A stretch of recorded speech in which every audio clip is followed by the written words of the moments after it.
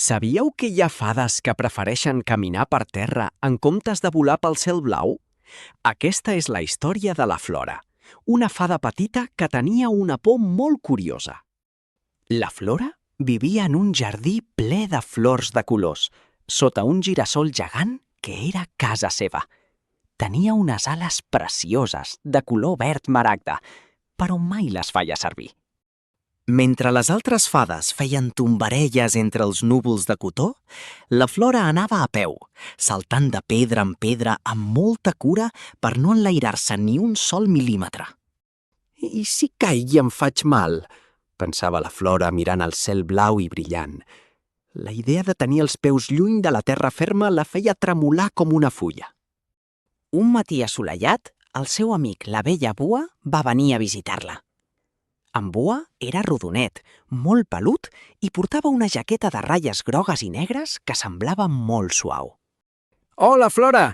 Avui hi ha una festa de nèctar a la branca més alta de l'alzina vella», va dir en Bua amb un bronzit alegre. «Vens a volar amb tots nosaltres?» La Flora va sospirar i va mirar cap amunt. L'alzina era altíssima, gairebé tocava els núvols blancs. «Oh, no puc, Bua. Prefereixo quedar-me aquí baix jugant amb les formigues del jardí».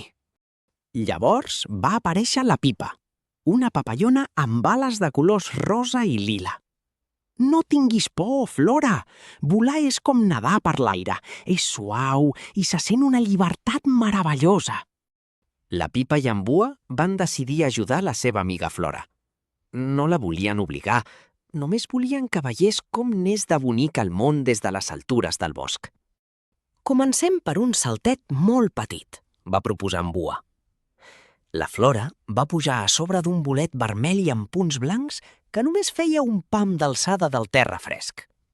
La Flora va obrir les seves ales verdes per primera vegada en molt de temps.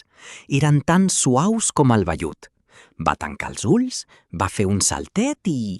xuf! Va caure sobre l'herba tendra. Tots van riure una mica, fins i tot la Flora. No s'havia fet gens de mal. L'herba era fresca i tova, com un matalàs de molsa. «Ho tornem a intentar?» va preguntar la Pipa amb molta dolçor. Aquest cop, la Flora va obrir les ales i va començar a moure-les molt a poc, fent ventet. De sobte, els seus peus es van separar de la terra. Només van ser uns segons, però la Flora va sentir que pesava tan poc com una ploma lleugera al vent. «Ho has vist? Estàs surant com una bombolla!» va cridar en Bua emocionat. La Flora va somriure. El seu cor bategava ràpid, però ja no era de por, sinó d'alegria. Mentre practicaven, van sentir un so suau i trist. Piu, piu. Venia de dalt de l'alzina. Un ocellet petit s'havia perdut i no sabia com baixar de la branca. L'ocellet era de color blau cel i semblava una mica espantat. Necessitava algú que l'ajudés a trobar el seu niu, que estava una mica més avall, amagat entre les fulles. La Flora, sense pensar-ho, va moure les ales amb molta força.